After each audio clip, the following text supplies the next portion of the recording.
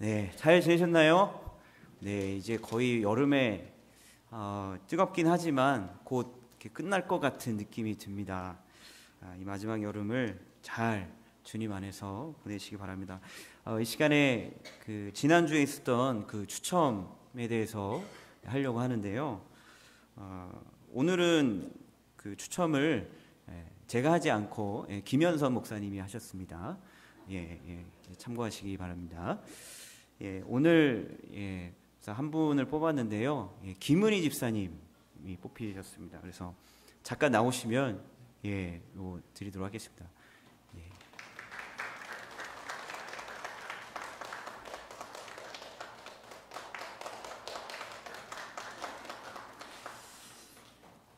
지금 3주째 그 무명으로 써내시는 분이 계시는데요. 여기 계시는지 안 계시는지 모르겠는데요. 저희가 로비에 CCTV가 있습니다. 이거 CCTV를 확인해야 될 상황이 오지 않도록 이름을 써주셔도 됩니다. 지금 계속 정답을 맞히고 계시거든요. 그러니까 괜찮습니다. 이름 써주셔도 괜찮습니다. 그래서 이름을 써주시면 또 저희가 또 추첨하고 또 거기에 내신 분들을 위해서 또 잠깐이라도 기도를 해드립니다. 그래서 내주시면 감사하겠습니다. 그리고 기도 제목도 같이 적어주시면 저희가 꼭 기도하니까요. 기도할 수 있도록 그렇게 기도 제목과 또 그 퀴즈에 대한 답과 또 이름 적어주시면 감사하겠습니다. 자, 오늘은요 바울의 2차 전도 여행입니다. 2차 전도 여행 우리 함께 살펴보려고 하는데요. 리딩 포인트를 한번 보시면요. 1차에서 마찬가지로 이제 안디옥이라는 지역에서 출발을 하게 됩니다. 그리고 약 3년이라는 시간이 걸리고요. 그 3년이라는 기간 가운데 1년의 반, 1년 6개월 정도를 고린도에서 머물게 됩니다. 바울은 이번 여행을 통해서 아시아라는 지역, 그 아시아라는 지역이 우리가 아는 그 아시아가 아니고요. 바로 그 다른 지역입니다. 바로 이스라엘 땅과 그 위쪽에 있는 지역을 아시아라는 지역이라고 부릅니다. 아시아에서 유럽까지 복음을 전하게 됩니다. 그래서 2차 전도 여행에 대한 부분이 이 사도행전 15장부터 18장까지 그 부분에 나와 있고요. 그리고 여행의 마지막 부분 고린도에서 데살로니가 전서와 후서를 바울이 씁니다. 그리고 또 바울의 초기 편지인 갈라디아서도 이 바울의 2차 전도 여행 때 함께 읽도록 하겠습니다. 우리 지도를 좀 한번 PPT 해주시면요. 제가 나눠드린 그 프린터에도 지도가 나와 있는데요. 한번 보도록 하겠습니다. 지금 이쪽 지역이요. 이쪽 지역이 원래는 1차 때 다녀갔던 지역입니다. 여기 보면 아시아라고 되어 있습니다. 그래서 아시아는 큰 지역의 이름을 말하는 것이고요. 바로 1차 전도여행 때 했던 지역이 바로 이쪽 지역이었습니다. 그리고 2차 전도여행은 더 넓게 이렇게 다녀오게 된 것이죠. 그래서 이제 1차 전도여행이 끝나고요. 2차 전도여행을 가게 됩니다. 저희 교회도 코스타리카 그리고 원주민 선교 한 번 가신 분들 계시고 또 2번, 3번 이렇게 가신 분들도 계십니다. 이렇게 전도여행을 이렇게 이어서 또 다시 간다라는 것이 사실은 쉬운 그런 상황과 결정들은 아닙니다. 분명한 또 하나님의 인도하심과 또 그 가운데 결심과 또 결단이 필요하죠. 바울도 마찬가지입니다. 이제 이 1차 전도여행을 마치고 2차에 대한 분명한 그런 하나님의 부르심 앞에 가야겠다라는 마음이 들게 됩니다. 그리고 그 가운데 2차를 떠나기로 결정하게 되는데요. 근데 떠나려고 할 때 이 바울과 바나바가 서로 갈라서게 됩니다. 바로 마가의 문제 때문인데요. 이 마가라는 사람이요. 1차 전도여행 때 중간에 전도여행을 포기하게 되는 상황이 벌어집니다. 근데 그 상황 때문에 바울은 마가를 데려가지 말자고 이야기를 하는 것이죠. 그런데 신라는 데려가자라고 이야기를 하는 것입니다. 그렇게 이 바울과 바나바가 이러한 이야기를 하던 도중에 결국은 바나바는 마가와 가게 되고요. 바울은 신라와 전도 여행을 하게 됩니다. 그래서 이제 바울의 2차 전도 여행이 시작되어지는데요. 2차 전도 여행을 시작하면서 바울의 귀한 동역자인 디모데를 얻게 됩니다. 우리가 잘 많이 들어봤던 사람이죠. 그리고 바울 일행은요, 1차 전도 여행을 했던 곳을 돌아다니면서 예루살렘 공의에서 결정된 사항을 알리고 또 교회가 바로 설 수 있도록 도와주는 역할을 감당하게 됩니다. 바로 1차 전도 여행을 했던 이 지역을 재방문하는 것이 사실은 이 바울과 실라의 그 첫 번째 그리고 주된 목적이었습니다. 그래서 이 지역을 다시 방문해서 우리가 다녀갔던 그 말씀을 전했던 곳이 잘 성장하고 있는지, 잘 하나님과 교제하며 교회가 커가고 있는지를 다시 한번 확인하고 싶었던 것이죠. 그리고 예루살렘에 의해서 어떤 것이 결정되었습니까? 이방인들은 할례를 받을 필요가 없고 오직 예수 그리스도를 믿음으로 구원 얻는다는 그것을 이제 공식적으로 선포가 되지 않았습니까?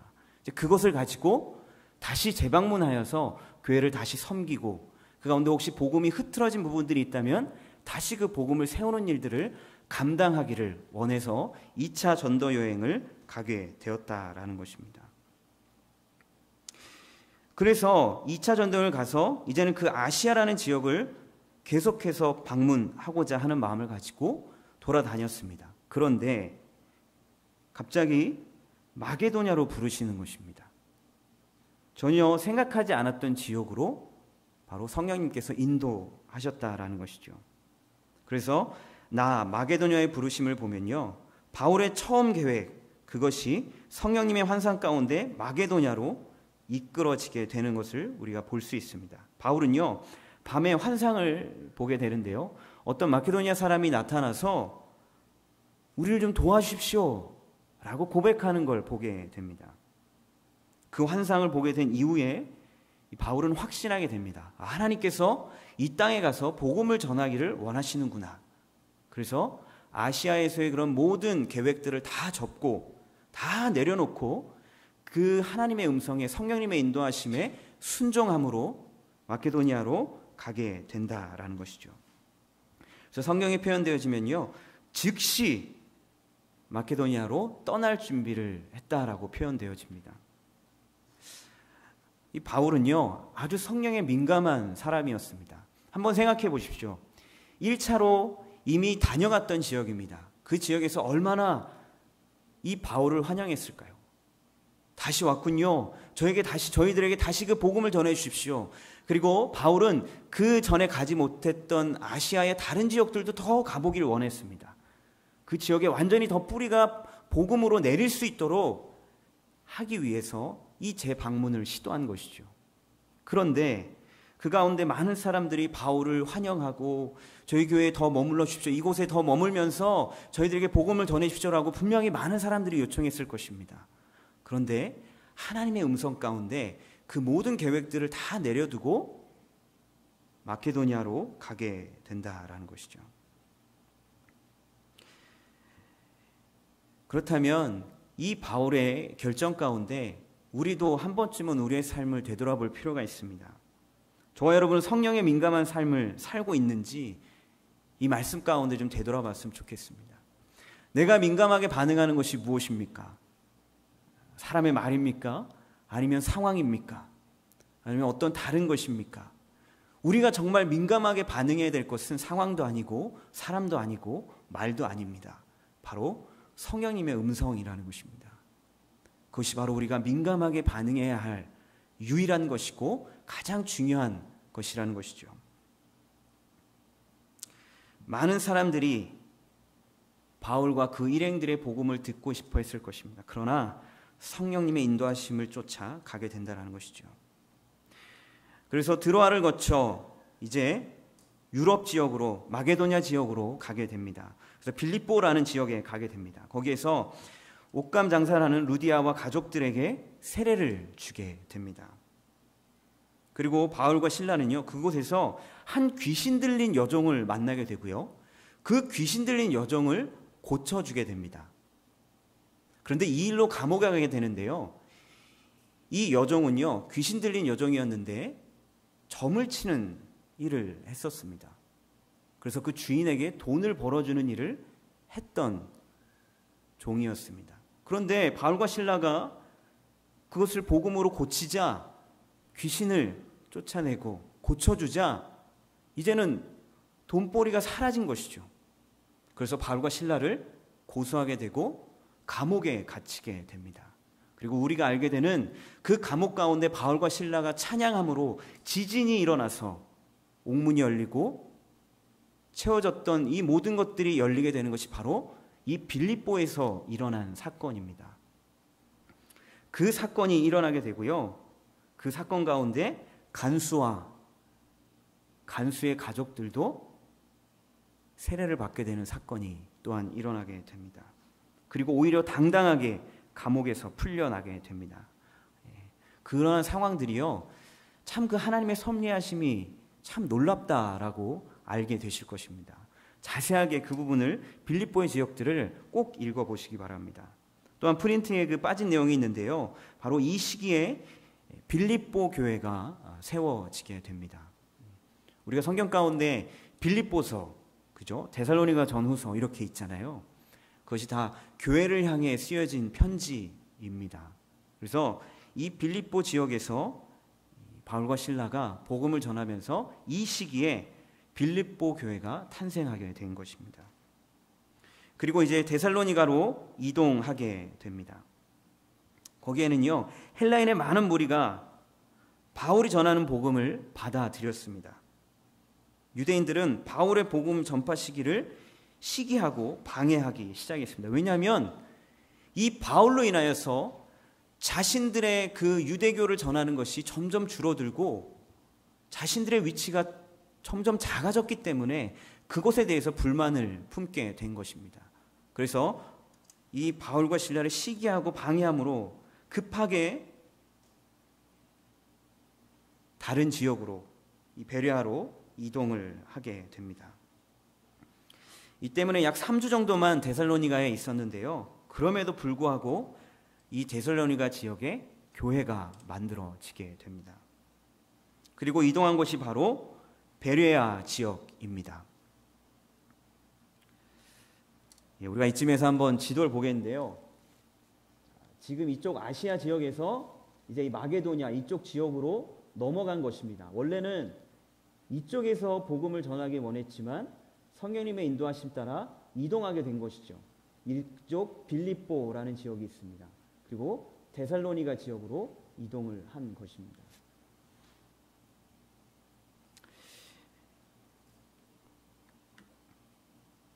이제 베레아 지역에서 유대인의 회당에서 복음을 열심히 전합니다. 그리고 복음을 믿는 사람들이 많이 생겨났습니다. 그런데요, 데살로니가 지역에서 이 바울과 실라를 방해했던 그 사람들이 베레아까지 쫓아온 겁니다. 베레아까지 쫓아와서 그 복음 전하는 것을 방해하기 시작한 것입니다. 그래서 그 방해가 너무나 심했기 때문에 실라와 디모데만 그 지역에 놔두고 바울만 급하게 아덴으로 옮겨지게 됩니다. 아덴으로 먼저 들어가게 된 것이죠. 이 아덴은 그리스 철학의 출발지입니다. 그래서 그곳에는 많은 우상들의 모습들이 있었습니다. 바울은 그것에 분노했고요. 이제 그곳에서 바울은 예수 그리스도, 그 복음의 도가 세상의 지식을 찾는 사람들에게 단순히 또 하나의 철학과 같이 여겨지는 것에 대해서 분노하게 되어집니다. 그리고 그것은 옳지 않다라고 판단하게 되고 그들과 토론하게 됩니다. 그리고 아레오바고라는 지역에서 유일신 하나님을 소개하게 됩니다. 바울은요, 헬라 문화에도 익숙한 사람이었습니다. 그러면서 우상 숭배는 죄를 짓는 것입니다 라고 이야기합니다. 하나님만이 유일한 신이십니다 라고 선포했다라는 것이죠. 그렇게 하나님을 선포하는 가운데 이들이 듣기에는 그냥 그 세상의 하나의 철학과 같이 듣기 시작합니다. 그러면서 그것을 그렇지, 이러한 모습도, 그래, 이러한 종교도, 이러한 신도 있을 수 있지 라고 듣기 시작했다라는 것이죠. 그러한 가운데 점점 하나님에 대해서 듣기 시작합니다. 하나님이 어떠한 분인지를 이 사람들이 조금씩 받아들이기 시작했다라는 것이죠. 그런데 바울이 말하는 말기에 부활이라는 부분을 이야기합니다.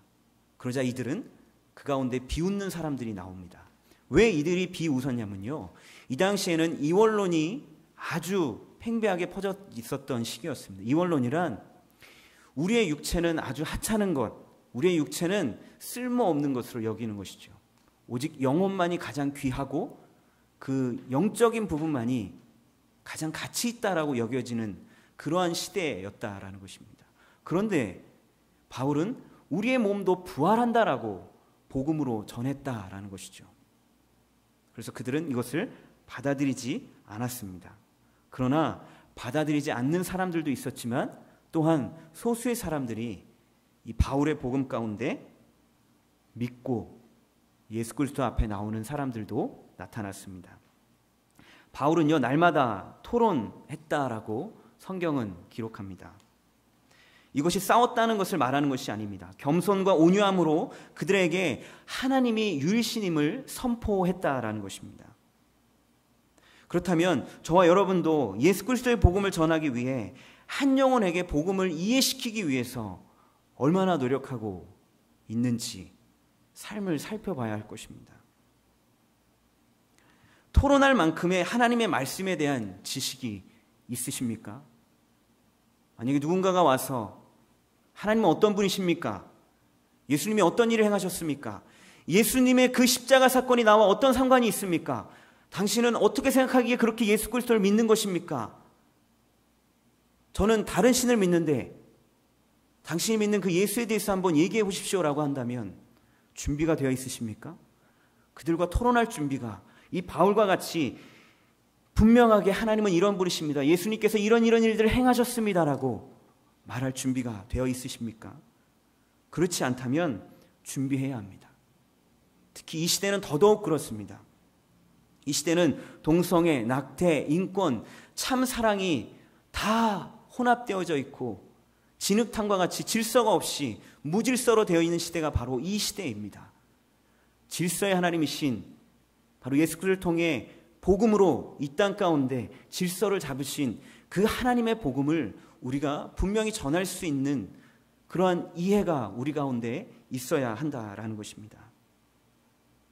우리가 성경을 공부하는 이유도 예수 그리스도의 복음을 올바로 알고 세상에 나가서 이 세상의 잘못된 가치관에 대해 복음으로 답해주기 위해서입니다.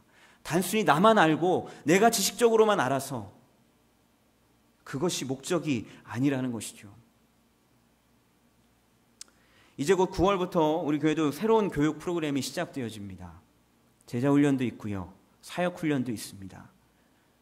여러분 그 가운데 기도하시면서 결단하셨으면 좋겠습니다. 그리고 그 성경북 가운데 실질적인 질문들을 가지고 나아가십시오. 그리고 목사님께 질문하십시오. 이 세상에서는 이렇게 말합니다. 근데 성경에서는 어떻게 말하고 있나요? 그럼 저는 어떻게 살아야 할까요? 그런 실질적인 것들을 질문하시며 나아가십시오. 그래서 저와 여러분이 세상 가운데 살아갈 때 세상 사람들이 우리에게 물어볼 때 예수님이 누구입니까? 하나님 어떤 분입니까? 당신은 동성애에 대해서 어떻게 생각합니까? 낙태에 대해서 어떻게 생각합니까? 라고 물었을 때 우리가 예수님이라면 어떻게 하셨을까? 라는 그 질문 가운데 우리가 하나님의 마음으로 우리가 그 성경을 가지고 그들에게 복음을 이해시키고 전할 수 있는 저와 여러분이 되었으면 좋겠습니다. 이제 고린도로 바울이 이동을 하게 됩니다. 고린도는요, 큰 도시는 아니지만 항구 도시로 이 복음이 퍼져나가기에 좋은 그런 중심 역할을 감당했습니다. 바울은 이곳에서 브리스길라와 아굴라라는 좋은 동역자를 얻게 됩니다. 그리고 실라와 디모데도 이제 마게도냐에서 고린도로 오게 됩니다. 내려오게 되는 것이죠. 그래서 바울은 이에 힘을 얻어서 고린도에서도요, 회당에서 복음을 전합니다. 그런데 왠지 다른 지역과 다르게 너무나 그 반응이 차가운 것입니다. 바울은 그 차가운 반응 가운데 이런 생각을 품게 됩니다. 유대인들을 대상으로 하는 것은 이제 좀 내려놓고 이방인들에게 복음을 전해야겠다라고 마음을 먹게 됩니다. 그런데 환상 가운데 주님께서 이렇게 말씀하십니다. 침묵하지 말고 가서 전해라. 이 땅에 나를 바라보는 사람들이 많다라고 주님께서 말씀하셨다라는 것입니다. 내 백성이 많다라고 바울에게 말씀하셨습니다. 그리고 이 말씀에 순종합니다. 그래서 바울은요, 이 고린도 지역에 1년 6개월이라는 시간에 머무릅니다. 그리고 그 기간 가운데 고린도 교회를 세우게 되는 것이죠. 이제 데살로니가 전후서에 대한 부분을 살펴보려고 하는데요. 데살로니가 지역에서 복음을 전하고 베레아로 넘어옵니다. 그런데 베레아에서 복음을 전할 때 데살로니가 지역에서도 방해했던 그 사람들이 베레아까지 넘어옵니다. 그래서 결국은 바울만 먼저 다시 아덴으로 거쳐서 고린도로 오게 됩니다. 그런데 이 고린도 지역에서 이제 실라와 디모데를 만나게 됩니다. 약 6개월 정도 걸린 걸로 볼 수 있습니다. 그렇게 이제 고린도에서 실라와 디모데를 만났을 때요, 이 바울이 무엇을 가장 먼저 물어봤을까요? 데살로니가 교회가 어떠냐라고 분명 먼저 물어봤을 것입니다. 왜냐하면 쫓겨올 때 그 데살로니가 지역에서 그 복음을 반대하는 사람들로부터 쫓겨왔기 때문에, 그렇다면 그 데살로니가 지역에 세운 그 교회가 그들 때문에 혹시 많이 흔들리진 않는지, 정말 잘 세워지고 있는지, 그것에 대해서 물었다라는 것이죠. 그리고 그 소식을 듣고 이 고린도 지역에서 바울은 데살로니가 전후서를 쓰게 된 것입니다.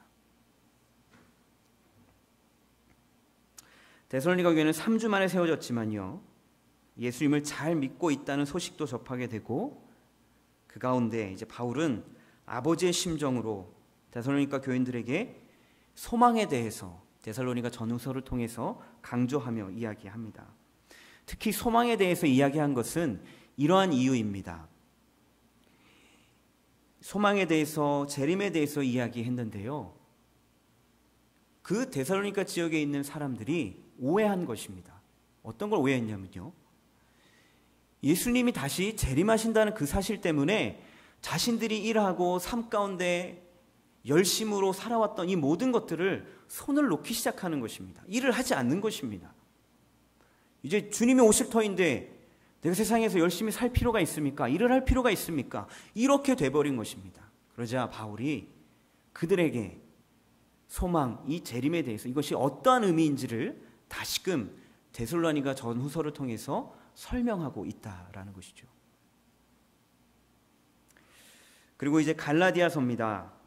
갈라디아서는 바울의 초기에 썼던 서신서로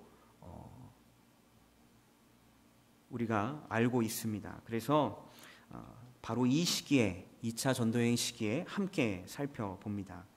바울이 세운 갈라디아 교회로부터요, 이러한 소식을 듣습니다. 할례와 율법을 통해서만 구원받을 수 있습니다 라는 그런 유대인들의 말을 듣게 된다라는 것을 알게 되었습니다.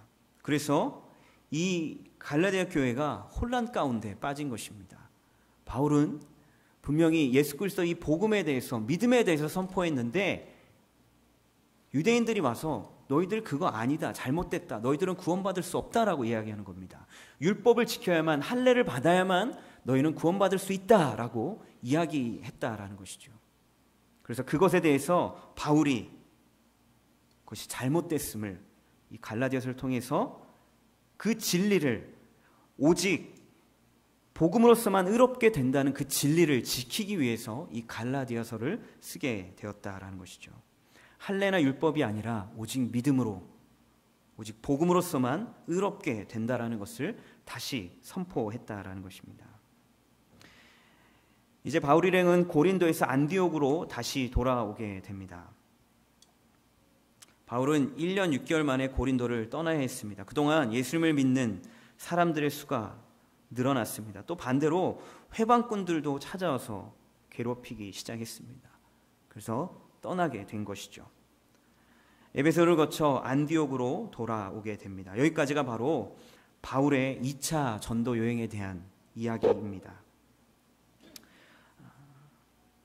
이번 주에 이 2차 전도여행 부분을 읽으시면서 데살로니가 전후서를 읽으시면서 갈라디아서를 읽으시면서 두 가지를 좀 붙잡고 읽었으면 좋겠습니다. 첫 번째는 우리의 일상적인 모든 상황 가운데 성령님이 함께 하신다라는 것입니다. 바울의 전도여행의 그 방향을 바꾸시는 성령님, 구체적으로 일하시는 그 성령님, 그리고 바울의 일과 복음을 전하는 일, 떠나고 머물고 그 모든 일 가운데, 또한 바울 일행과 함께 복음을 전했던 그 평신도들의 그 삶 가운데 함께 하신 그 성령님의 인도하심, 그것을 우리가 기억하며 이 바울의 2차 전도여행 부분을 읽었으면 좋겠습니다. 또 한 가지는 모든 일의 결론이 복음으로 끝나야 한다라는 것을 우리가 기억했으면 좋겠습니다. 기승전 복음이라는 것입니다. 브리스길라와 아굴라도 직업이 있죠. 그러나 복음을 전하는 삶이 우선이었습니다. 그 말은 복음을 전하기 위해 직업을 가졌다라는 것입니다. 루디아의 일도 마찬가지입니다. 바울의 일의 목적은 복음을 전하기 위해였습니다. 루디아와 같이 그 당시 초대교인들의 모든 삶의 목적은 결국 복음이었다라는 것입니다.